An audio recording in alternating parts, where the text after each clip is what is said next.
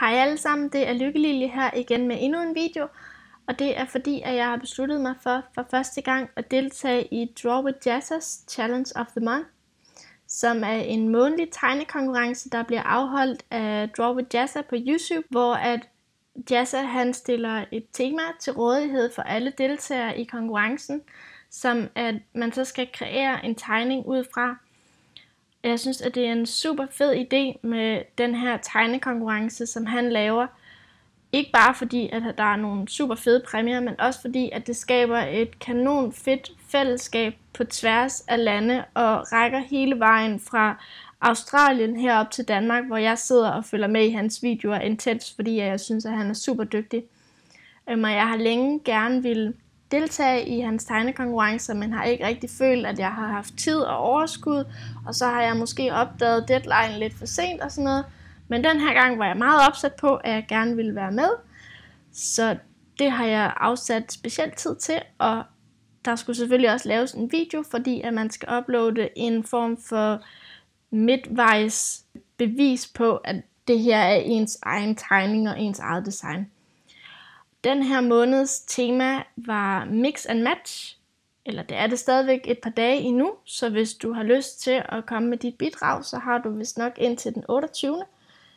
Det er måske super dumt af mig at sige det, fordi at det risikerer, at jeg så får endnu sværere ved at vinde den her præmie, men pyt med det. Det er som sagt mest af alt, fordi at det er et kanon fedt fællesskab, og man kan lave det her sammen. Den her måneds tema var som sagt mix and match, fordi at Jazza han for nylig har lanceret en app, der hedder Artigames, hvor man blandt andet kan kreere random karakterdesign eller random environment, altså område- og miljødesign. Der er også Scribble Challenge, og der er Free Marker Challenge. Man kan vælge nogle farver ud for det, så man ikke behøver at tage alle sine markers ud. Det er alt i alt en super fin lille app, og jeg har desværre ikke haft tid til at bruge så meget tid med den endnu, men det kommer jeg helt sikkert til her i løbet af sommeren. Men som sagt, så har han bygget den her konkurrence, eller månedens konkurrence ud for den her app, så han har genereret 3 random karakterdesign, hvor folk så skal vælge en af dem og tegne, og så har han lavet 3 random miljødesigns, hvor man så skal vælge et af dem også, og så ligesom sætte det sammen med sit karakterdesign. Og jeg valgte at gå med det karakterdesign, som var a hairy professor that loved to draw who's wielding fire. Altså en behåret professor, som elsker at tegne og som betvinger ild. Og så valgte jeg at gå med det miljø, som var a green park that is floating in space that features an alien race. Og ja, det er især, at jeg er ved at skabe her. Jeg lavede nogle skitser på papir, før jeg gik i gang med at lave det på computeren. Ene og alene, fordi at jeg gerne ville finde ud af, hvordan at professoren nogenlunde skulle stå og se ud, før jeg tegnede det op. Og jeg ville også godt sådan have en idé om, hvordan de her rumvæsener skulle se ud, og hvordan det skulle være placeret i forhold til hinanden. Fordi at hvis du har fulgt bare en lille smule med på min YouTube, eller på nogle af mine andre sociale medier, vil I måske have opdaget, at det er meget sjældent, at jeg tegner tegninger med baggrunden. Jeg synes mildest talt, at det er meget besværligt. For det første tager det super lang tid, og for det andet så er jeg ikke særlig god til det, synes jeg selv. Men jeg bliver bare ved med at må huske mig selv på, at man bliver kun bedre til noget ved at øve sig. Så derfor synes jeg også, at den her konkurrence og udfordring, den var super god for mig personligt, fordi at det var noget, som jeg er så utryg eller dårlig til at gøre, som jeg godt vil blive bedre til. Men det var også lidt svært, fordi at ikke nok med, at jeg sådan skulle tegne en baggrund og det hele, så skulle jeg også finde ud af, hvordan det skulle se ud, og jeg skulle finde ud af, hvordan at karakteren skulle se ud, altså damen, professoren. Og så skulle jeg også designe rumvæsenerne, og det var bare lige pludselig rigtig, rigtig meget, og jeg må indrømme, at jeg var lige ved at gå lidt kold, da jeg startede sådan med at sidde og skitsere på det, men jeg havde bare besluttet mig for, at det her, det skulle bare lykkes, og så måtte jeg jo bare gøre det så godt jeg kunne. I kan se, at oppe i hjørnet, der har jeg min typiske lille farvepalet, og den er selvfølgelig lidt mere detaljeret, fordi at Der er sjovt nok flere detaljer på billedet, end der normalt plejer at være, når det bare er en karakter. Så jeg prøvede ligesom på at bygge farvepaletten op, sådan så at der var klart fokus på hende, men at der også var kontrast nok til, at man kunne se ligesom de andre ting træde frem på baggrunden. Og da jeg nåede hertil at få den her spiral af ild rundt om hende, kæmpede jeg rigtig meget med det, og jeg havde utrolig mange forsøg på at få det her til rent faktisk at ligne ild off-screen, uden at filme. Og der var nogle af dem, der blev bedre end andre, og der var nogle af dem, der blev værre.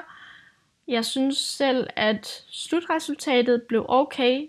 Det ligner måske ikke ild så meget, men jeg synes, det passer utrolig godt ind med stilen, og det passer godt med, hvordan at jeg normalt tegner. Så det har jeg det egentlig fint nok med. Og rent heldigvis, så da jeg mergede de forskellige lag for at kunne lægge en maske på, så det ikke kom ind over hendes ben, så blev det faktisk bedre. Så det er jo held i uheld, kan man sige. Eller noget i den stil.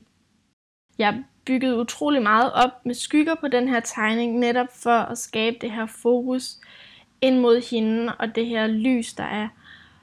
Det i sig selv var også en kæmpe udfordring for mig, for det gør jeg normalt ikke. Jeg burde måske nok, men det er meget, meget let, at jeg har eksperimenteret med det. Så det var super fedt rent faktisk at føle, at det lykkedes for mig. Og det kan jeg sige til jer alle sammen, at det kan godt være, at I måske ikke kan lide nu, og det lykkedes måske ikke i første forsøg, men man skal altid prøve igen. Hvis det er noget, man virkelig brænder for, skal man bare blive ved med at prøve.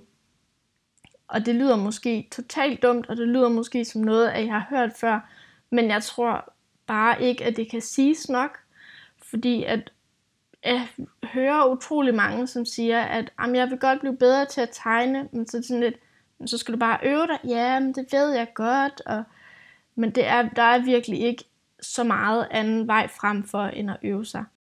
Og jeg har selvfølgelig lavet det her sådan svagt gule skær i kanten, så det er, at man hele tiden er sikker på, at lyset kommer den rigtige side fra. Jeg synes faktisk, det blev rigtig, rigtig godt, og jeg er ærligt talt en lille smule benådet over, hvor søde af mine aliens de blev. Det er sådan lidt en slags vandmand blæksprutte med en ting på hovedet. Jeg ved ikke, jeg synes bare, at den blev rigtig, rigtig fin, den her tegning, og jeg er super glad for den. Og så skidt med, om man vinder eller ej, men jeg synes bare, at det er en super fed idé med den her konkurrence, og jeg håber da, at der er andre, der får lyst til at deltage i fremtiden, så man kan få flere forslag med. Og jeg tilføjer selvfølgelig lige de sidste fine detaljer, som jeg plejer at gøre, og jeg har også tilføjet den her boble rundt om hovedet på hende, fordi hun jo trods alt er ude i rummet. Og den får selvfølgelig også en lille smule blåt på, så det ligner rent faktisk, at der er glas, og det er ikke bare en random cirkel, der er rundt om hovedet på hende. Men det betyder også, at vi er ved at nå til vejs ende, og jeg håber virkelig, at I har nyt at se med, og jeg opfordrer jer helt sikkert til at deltage i konkurrencen i næste måned. Jeg glæder mig personligt selv til at se, hvilket emne det bliver. Og ellers indtil næste gang, så må I have det rigtig godt, og hej hej!